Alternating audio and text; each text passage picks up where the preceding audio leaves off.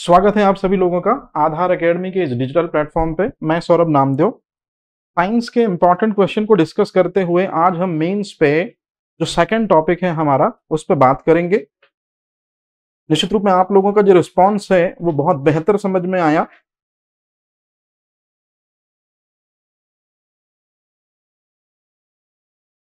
और micro organism जो है उसके क्वेश्चनों को लेकर निश्चित रूप में आप में से बहुत सारे लोगों ने बहुत अच्छे से आंसर राइटिंग करनी स्टार्ट कर दी। आज हमको जिस पर्टिकुलर टॉपिक को पढ़ना है वो इसी चैप्टर के अंतर्गत है, सूक्ष्म जीव के अंतर्गत ही, माइक्रो ऑर्गेनिज्म के अंतर्गत ही आता है जैविक कृषि या ऑर्गेनिक फार्मिंग। तो आज हम ऑर्गेनिक फार्मिंग या जैविक कृषि से जितने भी 3 मार्कर बन सकते हैं उनके बारे में देखेंगे। तो चलिए बिना देरी किए हुए आज हम अपने सेशन की शुरुआत करते हैं। एमपीपीएससी मेंस पेपर 3 बायोलॉजी से हमने स्टार्ट किया है। चैप्टर नंबर 1 का सेकंड जो पैरामीटर है बायो फार्मिंग या ऑर्गेनिक फार्मिंग या जैविक कृषि, इसी को हम आज पढ़ेंगे और बहुत अच्छे से इसके 3 मार्कर को समझने की कोशिश करेंगे।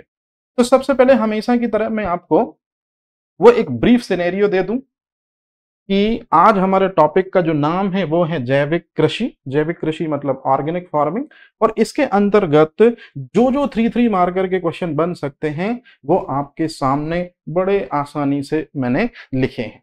तो चलिए सबसे पहले आप लोग क्वेश्चन देख लीजिए जिसमें आप लोगों को एक आइडिया मिल जाए। सबसे पहले है ग्रीन रेवोल्यूशन मतलब हरित क्रांति किसे कहते हैं। आप में से ज्यादातर लोग ये तो जानते ही होंगे कि वर्तमान समय में जो एमपी गवर्नमेंट और सेंट्रल गवर्नमेंट जिस एग्रीकल्चर को सबसे ज्यादा प्रमोट कर रहे हैं मतलब जैविक कृषि, ये असल मायने में इसलिए आई क्योंकि इस वाली कृषि से काफी सारी दिक्कतें और परेशानियां पैदा हुई हैं। मतलब जैविक कृषि से, सॉरी, हरित क्रांति से बहुत सी दिक्कतें और परेशानियां पैदा हुई हैं। तो सबसे पहले हम हरित क्रांति को ही पढ़ेंगे, फिर उसके बाद हरित क्रांति का पिता किसे कहते हैं मतलब फादर ऑफ ग्रीन रेवोल्यूशन। फिर उसके बाद में इंडियन लेवल पर ग्रीन रेवोल्यूशन का फादर कौन है इसको भी हम देखेंगे, क्योंकि ये 2 क्वेश्चन है आपके लिए कि फादर ऑफ ग्रीन रेवोल्यूशन और father of Indian green revolution. इन दोनों क्वेश्चनों के आंसर जो हैं वो डिफरेंट डिफरेंट है। अब आप बोलेंगे सर आप इतनी सिंपल सी चीजें भी क्यों बता रहे हैं, क्योंकि 3 मार्कर में आंसर 1 या 2 लाइन में ही करने हैं। तो आपसे इसी तरह के क्वेश्चन पूछे जाएंगे निश्चित रूप में, जिनमें आप थोड़ी सा भी यदि चूकते हैं तो निश्चित रूप में 3 मार्कर खो बैठते हैं। तो चलिए इसके बाद हरित क्रांति के सकारात्मक प्रभाव क्या हुए मतलब positive impact on green revolution, और इसी के बाद जो लिखा हुआ है हरित क्रांति के यहां नकारात्मक होना चाहिए। नकारात्मक प्रभाव मतलब क्वेश्चन नंबर 5 में negative effect on green revolution या ड्रॉबैक क्या हुए ग्रीन रेवोल्यूशन के वो। तो ये बाय में स्प्रिंट है, इसका थोड़ी सा आप ध्यान रखिएगा, सकारात्मक और ये नकारात्मक। फिर इसके बाद क्वेश्चन नंबर 6 और क्वेश्चन नंबर 7 मोस्ट इंपॉर्टेंट आपके लिए कि अकार्बनिक खेती किसको कहते हैं मतलब इनऑर्गेनिक फार्मिंग किसे कहते हैं और केमिकल फार्मिंग किसे कहते हैं। तो याद रखिएगा क्वेश्चन नंबर 6 और क्वेश्चन नंबर 7 बहुत कठिन क्वेश्चनों में से एक, लेकिन जब मैं आपको सच्चाई बताऊंगा तो आप बोलेंगे कि ये चीजें तो हमको बहुत अच्छे से पता है। ठीक है, फिर इसके बाद में शुरुआत होती है क्वेश्चन नंबर 8, 9, 10, 11। ये मोस्ट इंपॉर्टेंट चीज है, ये मोस्ट इंपॉर्टेंट चीजें आपको बहुत अच्छे से पता होनी चाहिए कि रासायनिक उर्वरकों के एग्जाम्पल पता होने चाहिए, रासायनिक कीटनाशियों के एग्जाम्पल पता होने चाहिए, साथ ही साथ में ये भी पता होना चाहिए कि रासायनिक उर्वरक क्या है, रासायनिक कीटनाशक क्या है, रासायनिक कवकनाशी पता होने चाहिए उनके एग्जाम्पल, और लास्ट में है रासायनिक खरपतवारनाशी जो हैं इनके एग्जाम्पल आपको पता होने चाहिए। और कहने का सीधा सा मतलब है कि क्वेश्चन नंबर 8, 9, 10 और 11 इन्हीं को कंबाइन में या इन्हीं को हम एक वर्ड में कहेंगे रसायन मतलब केमिकल। इसके बाद जैविक कृषि किसे कहते हैं, 3 मार्कर मोस्ट इंपॉर्टेंट क्वेश्चन। जैविक कृषि के बाद जैव उर्वरक क्या कहलाते हैं, फिर जैविक खाद जो है वो क्या है, तो निश्चित रूप में आपको उसके एग्जाम्पल पता होने चाहिए। फिर जैविक कृषि के लाभ क्या कहलाते हैं मतलब ऑर्गेनिक फार्मिंग के एडवांटेज, और लास्ट में जैव पीड़कनाशी। जैव पीड़कनाशी का मतलब होता है बायो इंसेक्टिसाइड या बायो पेस्टिसाइड्स।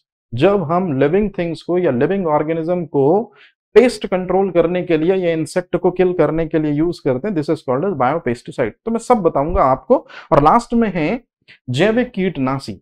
तो याद रखिएगा ये इस तरह से टोटल इस चैप्टर में 17 क्वेश्चन बनते हैं। तो चलिए शुरुआत करते हैं अपन बिना देरी किए हुए।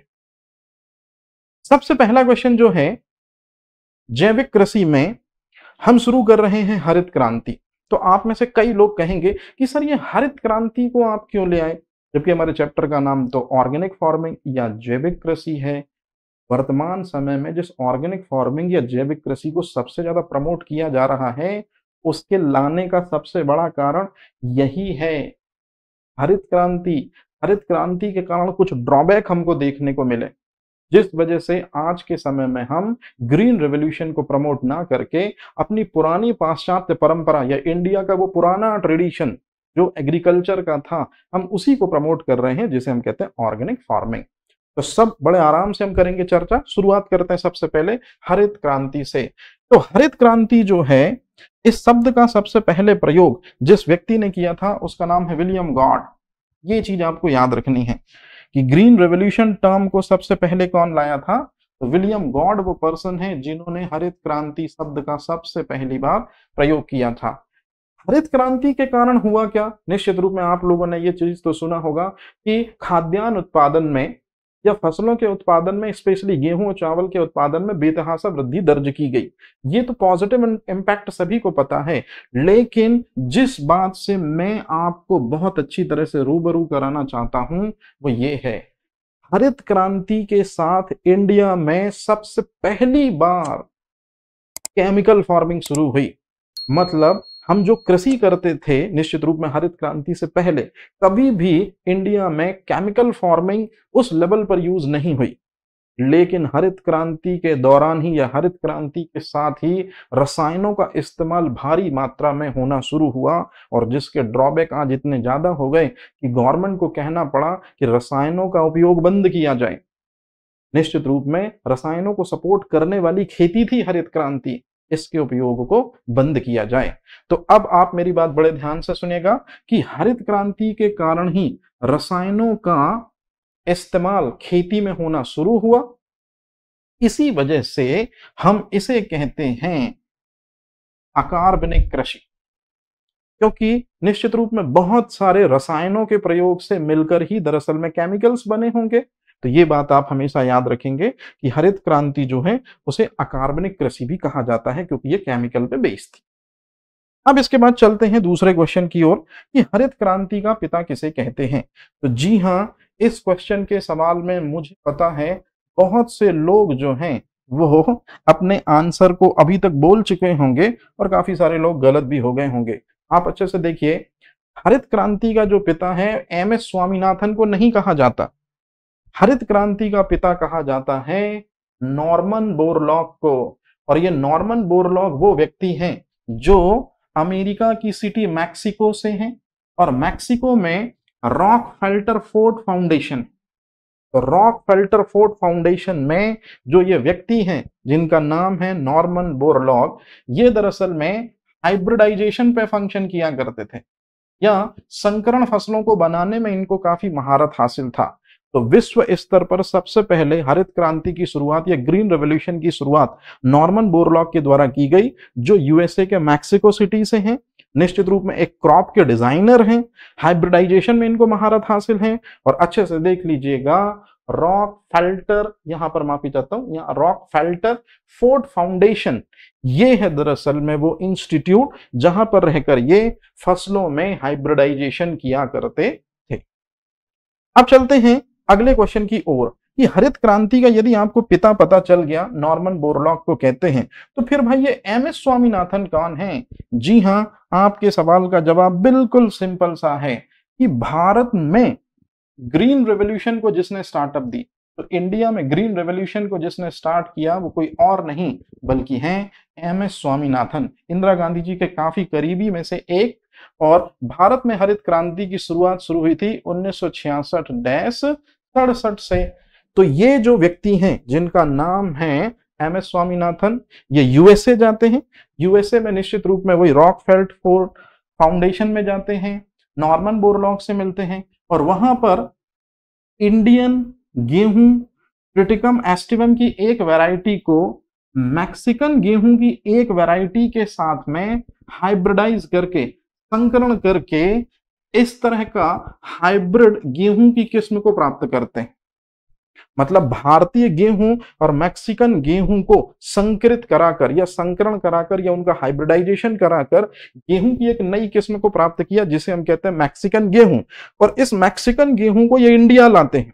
इस मैक्सिकन गेहूं की खासियत थी कि ये काफी छोटा पौधा था, लेकिन छोटा पौधा होने के साथ में हाई यील्ड वैल्यू देता था, ज्यादा से ज्यादा प्रोडक्शन देता था, ज्यादा से ज्यादा गेहूं का उत्पादन देता था। तो शुरुआत में ये गेहूं की हाइब्रिड वैरायटी को लेकर आए, बाद में हरित क्रांति के दौरान ये चावल की हाइब्रिड वैरायटी को लेकर आए। दोनों पादप काफी छोटे थे लेकिन पैदावार जबरदस्त देते थे।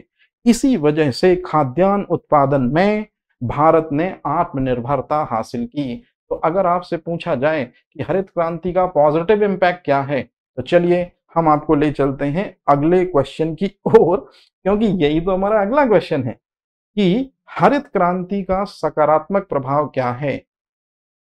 हाइब्रिड फसलों के ज्यादातर इस्तेमाल से निश्चित रूप में गेहूं और चावल के उत्पादन में बेतहासा वृद्धि दर्ज की गई। मतलब गेहूं और चावल दोनों के दोनों जो हैं ये ग्रेन क्रॉप हैं और इनमें ज्यादा से ज्यादा उत्पादन जो है दर्ज किया गया। अब लेकिन अगर मैं आपसे पूछूं कि हरित क्रांति का नकारात्मक प्रभाव भी निश्चित रूप में कुछ रहा होगा, नेगेटिव इंपैक्ट भी रहा होगा ग्रीन रेवोल्यूशन का, तो आप में से ज्यादातर लोगों को पॉइंट नंबर 1 ही पता है कि हम गेहूं और चावल उगाने में ज्यादा फोकस में आ गए और निश्चित रूप में पल्सेस और ऑयल सीड्स मतलब दलहन और तिलहन की ओर, मतलब जो पीली क्रांति है या येलो रेवोल्यूशन है, हम उसकी ओर जरा ध्यान नहीं दे पाए। तो दलहन और तिलहन जो है उसके प्रमोशन पर हमने ज्यादा जोर नहीं दिया। यही तो है ग्रीन रेवोल्यूशन का नेगेटिव इंपैक्ट सबसे पहला। दूसरी सबसे इंपॉर्टेंट चीज, अगर आपसे कोई पूछे कि क्या ग्रीन रेवोल्यूशन सच में सफल साबित हुआ, तो आपको कहना है जहां जहां पर वाटर की डिमांड ज्यादा थी, जहां पर पानी का लेवल बहुत ज्यादा था, निश्चित रूप में वहां ग्रीन रेवोल्यूशन सफल हुई। लेकिन जहां पानी की कमी थी और भारत में 60% जनसंख्या गांव में रहती है और निश्चित रूप में वर्षा के जल पर ही आश्रित रहती है, तो जहां पर पानी की कमी थी वहां पर हरित क्रांति उतनी बेहतर सफल साबित नहीं हुई।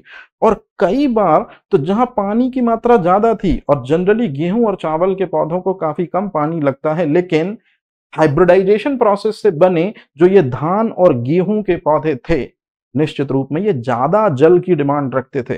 मतलब 5 से 6 बार इनको क्या करना होता था, इनकी सिंचाई करनी होती थी, इनका इरिगेशन करना पड़ता था। तो ये एक ड्रॉबैक है।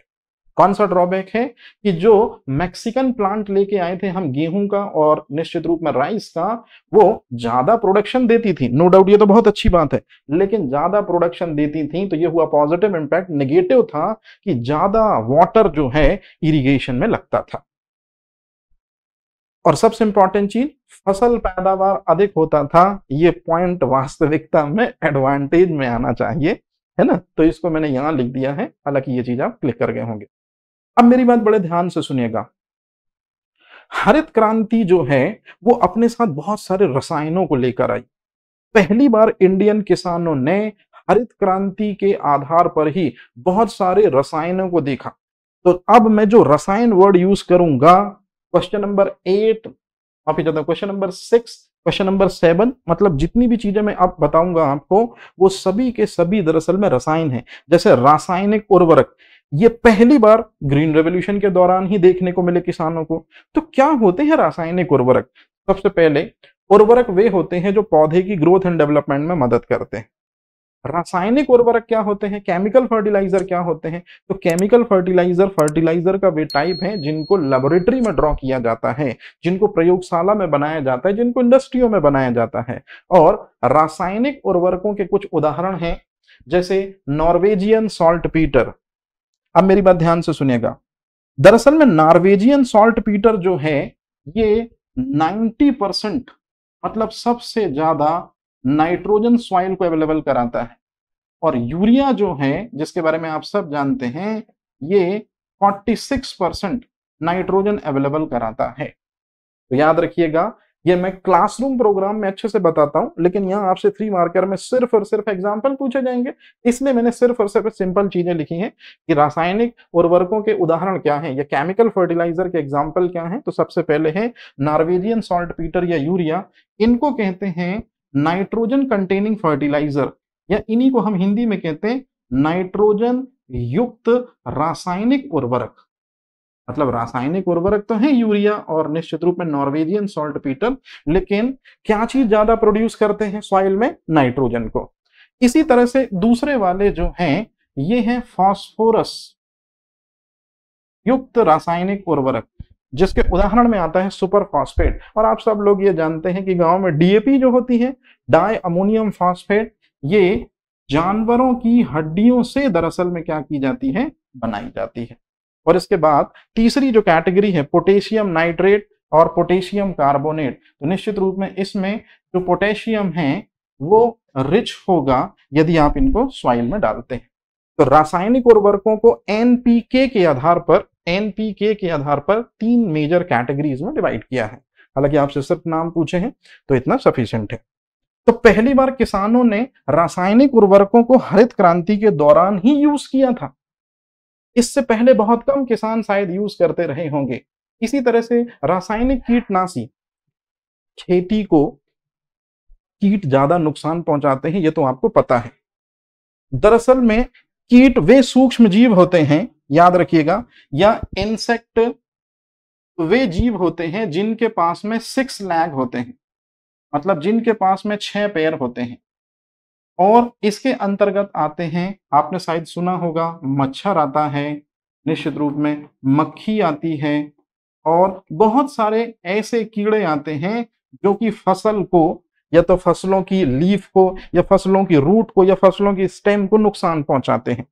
तो उन्हीं कीटों को मारने के लिए कुछ रसायनों को लेबोरेटरी में या इंडस्ट्रियल एरियाज में हम बनाते हैं। जैसे सबसे पहला केमिकल इंसेक्टिसाइड, या सबसे पहला जो केमिकल पेस्टिसाइड था, सबसे पहला रासायनिक कीटनाशी जो था, ये डीडीटी है। और डीडीटी को किसने बनाया था? लास्ट टाइम एमपीपीसीएस ने इसको लेकर एक क्वेश्चन भी पूछा था। जी हाँ, पॉल मुलर साहब ने बनाया था डीडीटी को। और पॉल मुलर ने डीडीटी को बनाया था, और इसी वजह से हिंदुस्तान में मलेरिया नियंत्रण कार्यक्रम जो है, जो साल 1953 में शुरू हुआ था, शुरू हो पाया था। तो ये चीज आप याद रखिए, डीडीटी से रिलेटेड कुछ फैक्ट है।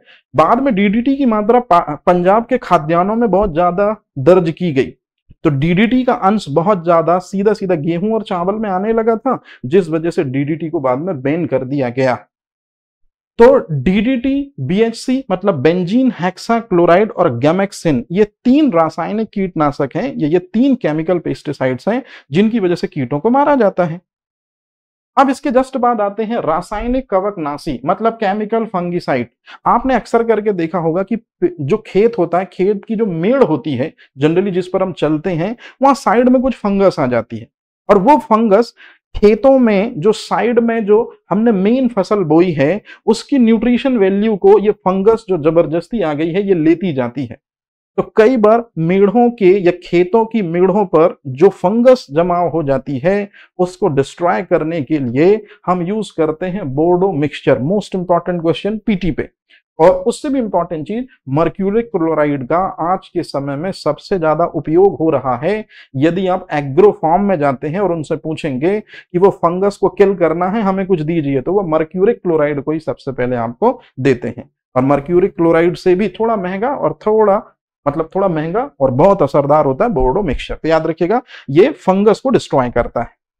अब इसके बाद यदि मैं आगे की बात करूं जो सबसे अहम है, ध्यान से सुनिएगा, क्वेश्चन नंबर 9, रासायनिक खरपतवार नाशी। अब ये खरपतवार क्या होती हैं, वीडीसाइड क्या होते हैं, या वीड क्या होते हैं, आपने सुना होगा। जनरली जो हमने जैसे गेहूं का पौधा या चावल का पौधा खेत में लगाया, तो मेन स्ट्रीम की जो हमारी क्रॉप होती है, उसके अलावा दूसरी अदर क्रॉप भी अपने आप ही ग्रो कराती है, और ऐसे पौधे कहलाते हैं अवांछित पौधे, जिनकी हमको कोई जरूरत नहीं होती, और वो पौधे जबरदस्ती ग्रो होकर मेन स्ट्रीम क्रॉप का न्यूट्रिशन वैल्यू लगातार लेते रहते हैं। तो इस तरह से हमको क्या करना होता है कि जो खरपतवार, जो अन्य अवांछित पौधे हैं जो लगातार ग्रो कर रहे हैं, उनको हमको ये तो हम हाथ से निकाल के उनको अलग करें, जिसमें काफी टाइम लगेगा। सबसे अच्छा तरीका है हमारे पास में केमिकल वीडीसाइड यदि हम डाल दें, क्या, जैसे 4D इथाइल ईस्टर्स, गेहूं में ज्यादा इसको यूज करते हैं। 2,4-D एमीन सॉल्ट, इसको चावल के खेतों में सबसे ज्यादा यूज करते हैं, और आजकल चल रहा है आइसोप्रोट्रियोनॉल। तो आइसोप्यूटेरॉन की मदद से निश्चित रूप में जितने भी अवांछित खरपतवारनाशी हैं सभी के सभी बड़े आसानी से किल हो जाते हैं। तो अब मेरी बात बड़े ध्यान से सुनिएगा।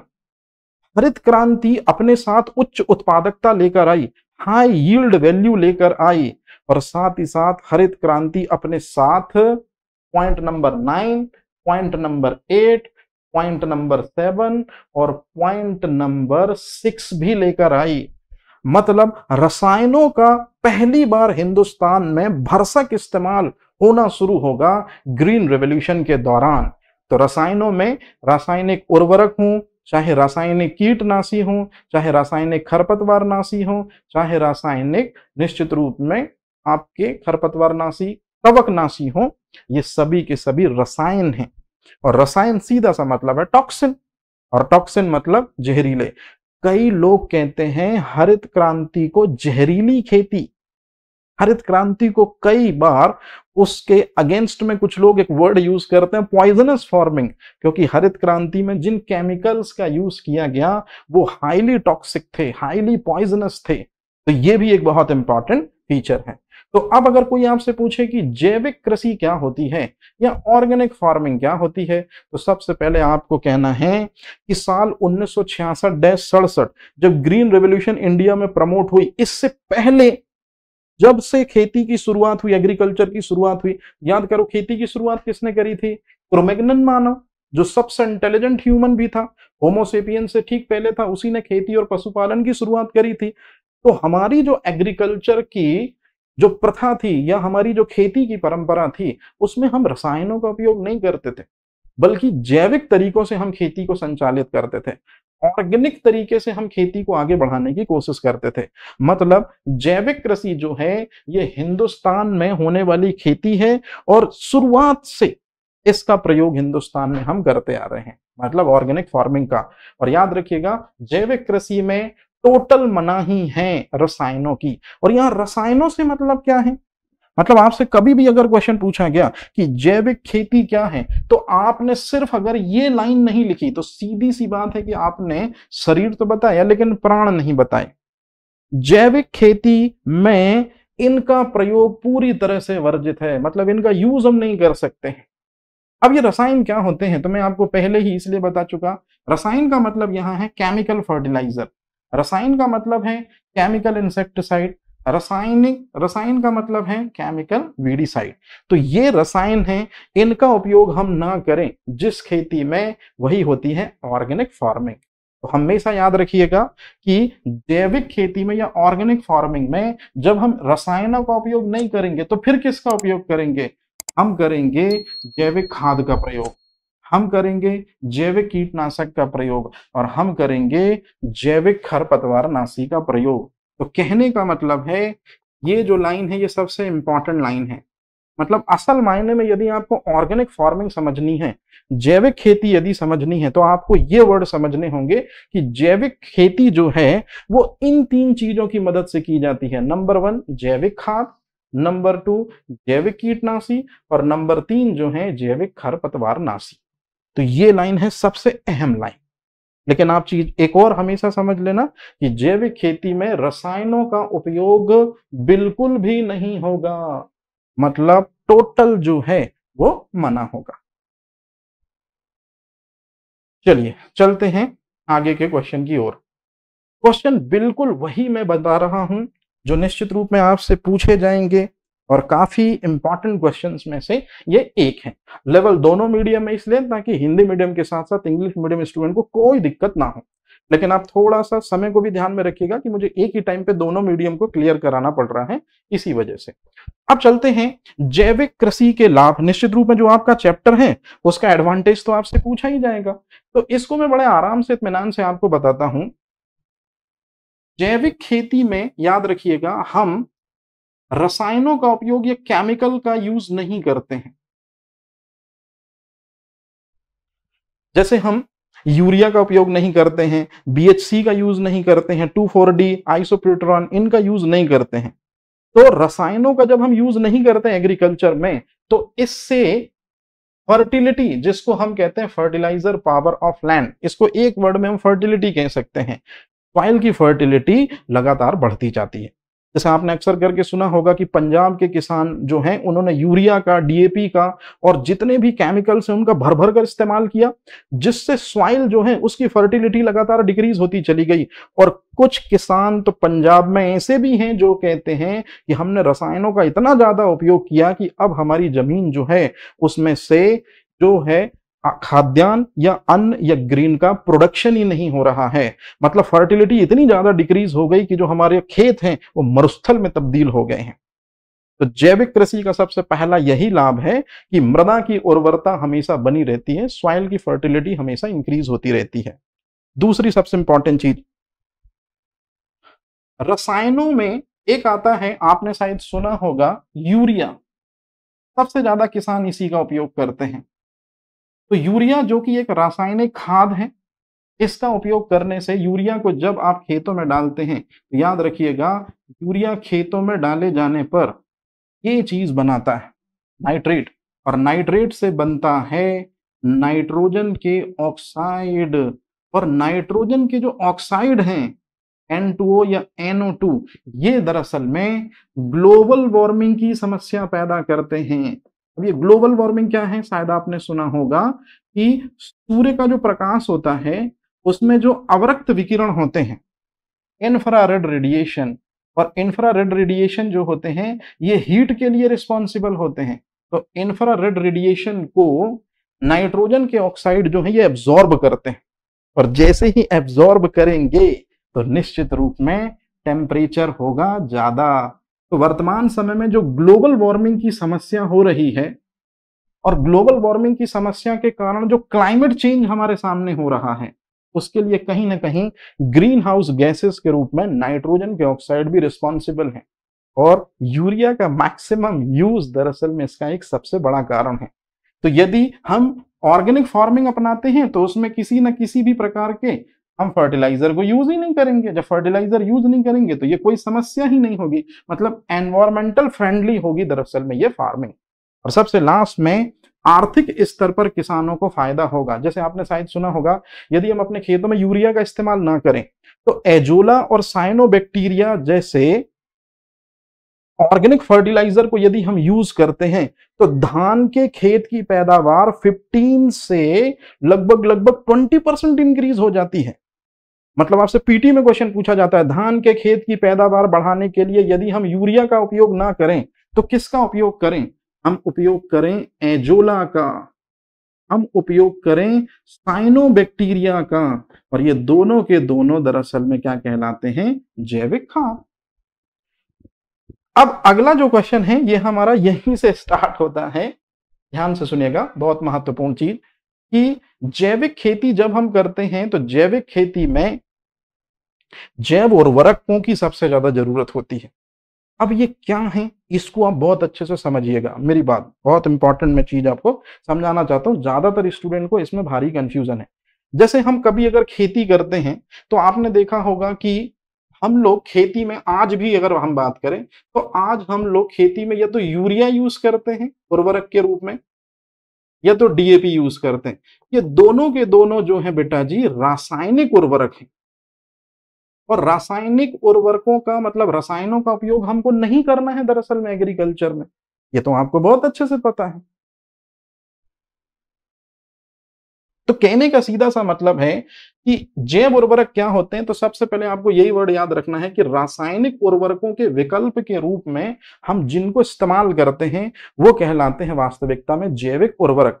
तो जैविक उर्वरक जैसे नाम से ही स्पष्ट है, पहला वर्ड है जैव, जैव का मतलब होता है सजीव, और यहां सजीव का मतलब है या तो जीवाणु, या तो साइनोबैक्टीरिया, या तो जलीय फर्न की एक प्रजाति होती है जिसे हम कहते हैं एजोला, और एनेलिडा संघ के अंतर्गत आने वाले, इससे तो निश्चित रूप में आप भली भांति परिचित होंगे, इनको तो हम किसानों का मित्र भी कहते हैं, और निश्चित रूप में इनके पास आंखें नहीं होती। कहने का सीधा सा मतलब है कि जब हम इन सजीवों का उपयोग करके मृदा की उर्वरक क्षमता को बढ़ाते हैं, तो इन सभी सजीवों का उपयोग करके मृदा की उर्वरक क्षमता को जब हम बढ़ाते हैं तो निश्चित रूप में यही पूरी की पूरी प्रक्रिया जो है ये कहलाती है जैव उर्वरक।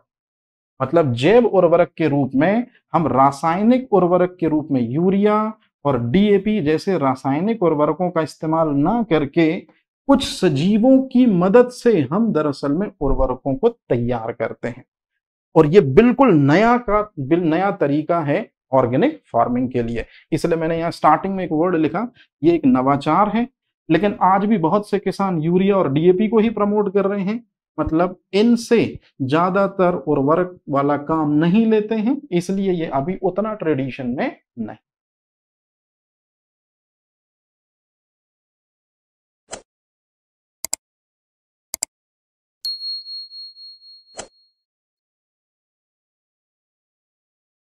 निश्चित रूप में अब अगले क्वेश्चन पर आते हैं हम कि जैविक खाद क्या कहलाती है, या निश्चित रूप में ऑर्गेनिक फर्टिलाइजर क्या कहलाते हैं। तो ऑर्गेनिक फर्टिलाइजर वे फर्टिलाइजर हैं जिनको हम ऑर्गेनिक फार्मिंग में यूज करते हैं, या जैविक खाद वो होती है जिसको जैविक कृषि में यूज किया जाता है। और मेरी बात बड़े ध्यान से सुनिएगा, जैविक कृषि में जैविक खाद को हम इसलिए वर्तमान समय में ज्यादा तवज्जो दे रहे हैं क्योंकि जो रासायनिक खाद है, जैसे यूरिया है, डीएपी है, इनके ज्यादातर इस्तेमाल से सॉइल की फर्टिलिटी लगातार डिक्रीज होने लगती है। और कुछ खेत तो ऐसे भी हैं जो बिल्कुल पूरी तरह से बंजर हो चुके हैं। तो इसलिए गवर्नमेंट अब कह रही है कि रासायनिक जो खाद है उनका इस्तेमाल मत कर दो, इस्तेमाल कम करो, जितना हो सके उतना कम कर दो, और उनकी बजाय आप जैविक खादों का ज्यादा इस्तेमाल कीजिए, या निश्चित रूप में ऑर्गेनिक फर्टिलाइजर को प्रमोट कीजिए। तो सवाल पैदा होता है ये जैविक खाद हैं क्या। अब ध्यान से समझिएगा, जैविक खाद के दो उदाहरण मैंने आपके सामने दिए हैं। सबसे पहला, आप लोगों ने अक्सर करके देखा होगा कि गांव में एनिमल वेस्ट मतलब गोबर बहुत ज्यादा निकलता है। गांव में निश्चित रूप में हर घर से कचरा जो है, जैसे फल सब्जियों के छिलके, ये बहुत अधिक मात्रा में निकलते हैं। सेम टू सेम हम सिटी लेवल पर भी बात करें कि सिटी लेवल पर हर घरों से ऑर्गेनिक वेस्ट मतलब सब्जियों का या जंतुओं का जो अवशेष है या अपशिष्ट है वो भारी मात्रा में निकलता है। तो यदि इसी कार्बनिक अपशिष्ट को, यदि इसी जंतु अपशिष्ट को या इसी प्लांट अवशिष्ट को हम एक सूक्ष्म जीव की मदद से सड़ाएं, मतलब जो ऑर्गेनिक वेस्ट हमारे पास है, जो कार्बनिक पदार्थ हमारे पास है एज अ वेस्ट के रूप में, कचड़े के रूप में, यदि हम सूक्ष्म जीव की मदद से उसको सड़ाएं, और यहां सूक्ष्म जीव का मतलब, मेरी बात बड़े ध्यान से सुनिएगा, है यीस्ट। और यीस्ट जो है ये एक सूक्ष्म जीव है, और शायद आप लोगों ने थोड़ा बहुत ये चीज तो पढ़ी होगी कि यीस्ट के अंदर से ही दरअसल में सबसे पहले एंजाइम जाइमेज की खोज करी थी। किस व्यक्ति ने?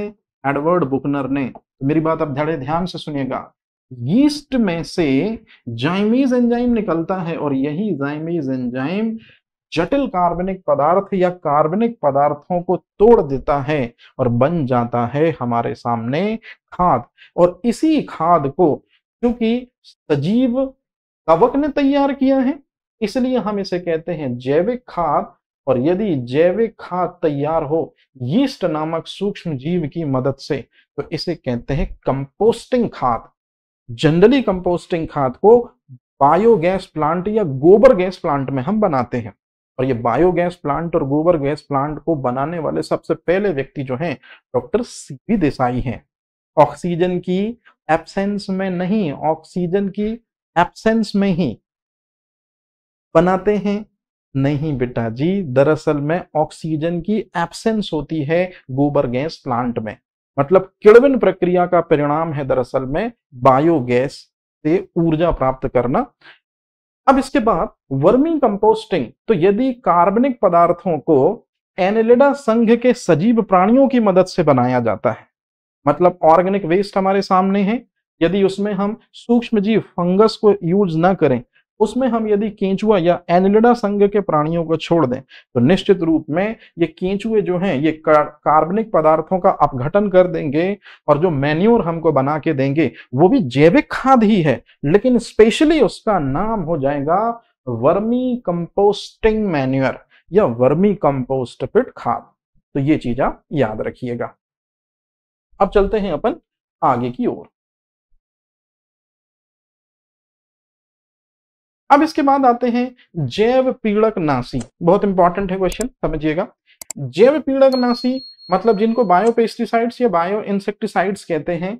मैं आपको पहले ही बता चुका हूं कि पीड़कनाशी का मतलब ही होता है, याद रखिएगा, कीटनाशी। तो जैव पीड़कनाशी भी आपसे पूछ सकता है या उसका नाम चेंज करके आपको जैविक कीटनाशी भी दे सकता है। तो पहले हम देख लेते हैं कि जैव पीड़कनाशी क्या होते हैं। ये बहुत आसान सा क्वेश्चन है। क्या क्वेश्चन है? बिल्कुल सिंपल सी चीज याद रखिएगा। लाइफ में कहीं पर भी आप अगर जैव शब्द सुनते हैं तो इसका सीधा सा मतलब है अब लिविंग ऑर्गेनिज्म, मतलब सजीव। ये चीज आप याद रखिएगा। तो जब सजीवों का उपयोग करके हम कीड़ों को, यहाँ कीड़ों का मतलब कीट से है या इंसेक्ट से है, जिनके 6 लेग होते हैं और जो सॉइल को दरअसल में या पौधों को जो नुकसान पहुंचाते हैं उनको किल करते हैं। तो याद रखिएगा कि सजीवों का प्रयोग करके यदि हम कीटों को मारते हैं तो आप अच्छे से देख लीजिए कौन से सजीवों का उपयोग किया जाएगा जिनसे कृषि को नुकसान पहुंचाने वाले इंसेक्ट को डिस्ट्रॉय किया जाएगा। यही सब कहलाएंगे जैव पीड़कनाशी, या इन्हीं को कहेंगे हम जैविक कीटनाशी।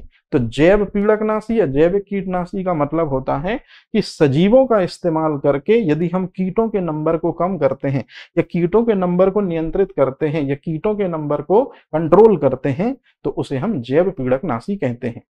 अब जैव पीड़कनाशी कैसे करेंगे पेस्ट को कंट्रोल? तो चलिए आइए, अब हमको चलना होगा ट्रांसजेनिक क्रॉप में, परजीनी फसलों की दुनिया में। ट्रांसजेनिक क्रॉप या परजीनी फसलें वे फसलें होती हैं जिनमें आउटसाइड स्पीसीज या बाह्य प्रजाति के जीनों को डाला जाता है प्लांट सीड के अंदर और फिर ट्रांसजेनिक क्रॉप या जेनेटिकली मॉडिफाइड क्रॉप या परजीनी फसलें तैयार की जाती हैं। तो मेरी बात ध्यान से सुनिएगा। आपने कभी नाम सुना होगा बीटी बैंगन और बीटी कॉटन।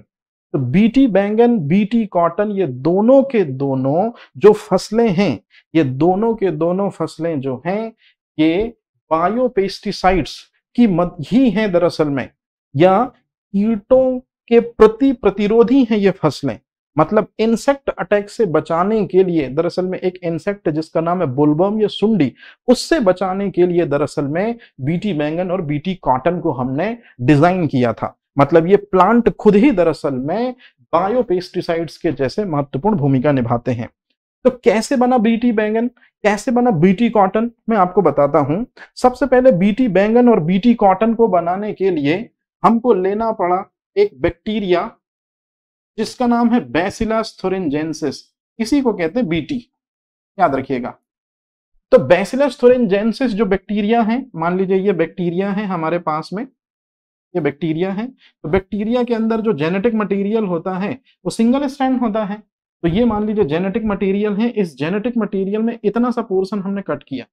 तो जेनेटिक मटेरियल में से यदि आप कुछ पोर्शन कट करते हैं तो यही कहलाता है दरअसल में जीन। लेकिन इस जीन का एक स्पेशल नाम है, इसे हम कहते हैं क्राइवन एसी जीन।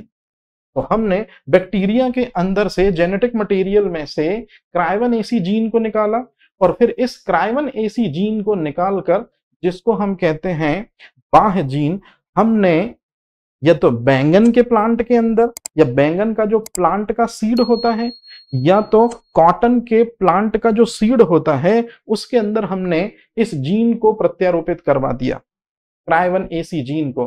तो जैसे ही सीड के अंदर पहुंचा ये जीन, तो फिर ये जीन जो है ये इस सीड के अंदर ये प्रोटीन पैदा करेगा, बीटी टॉक्सिन प्रोटीन।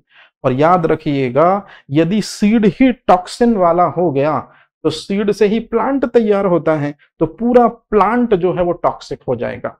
और जब एंड टाइम पे उस प्लांट में फसल आने की होगी या फ्लावर आने को होंगे या फ्रूट आने को होंगे और एक इंसेक्ट है जिसका नाम है सुंडी या बुलवर्म, जब वो अटैक करेगा तो जब वो बीटी बैंगन या बीटी कॉटन के इंपॉर्टेंट पार्ट को खाएगा तो इस जहरीली प्रोटीन के कारण, बीटी टॉक्सिन प्रोटीन के कारण जो ये वुल्वर्म कीट है वो मर जाएगा। और इस तरह से सजीवों के द्वारा यदि हम कीटों को मार देते हैं तो याद रखिएगा सजीव जीवाणु का बैसिलस thuringiensis का जीन क्राइवन एसी लेकर यदि हम कीटों को मार रहे हैं तो निश्चित रूप में ये कहलाएंगे जैव पीड़कनाशी। इसी तरह से एक जीवाणु और हमारे पास में बैसिलस स्पायरिकस।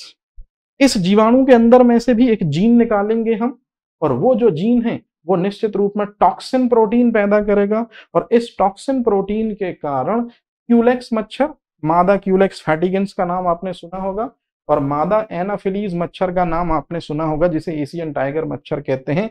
इनके नंबर को कम किया जा सकता है। तो जब सजीवों के उपयोग के द्वारा कीटों को मारा जाए तो this is called as bio insecticide, या इन्हीं को हम कहते हैं बायो पेस्टिसाइड्स। और इस तरह से जो हमारा ये चैप्टर है ये यहाँ होता है पूरी तरह से समाप्त। तो आप सभी लोगों का बहुत बहुत शुक्रिया कि आपने बड़ी गंभीरता से ये 3 मार्कर को बहुत अच्छे से देखा, इन 3 मार्कर को बहुत अच्छे से सुना।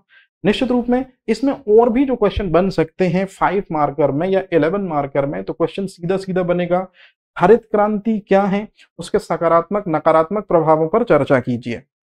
क्वेश्चन बनेगा जैविक कृषि क्यों आई, विस्तृत लेख लिखिए 11 मार्कर में।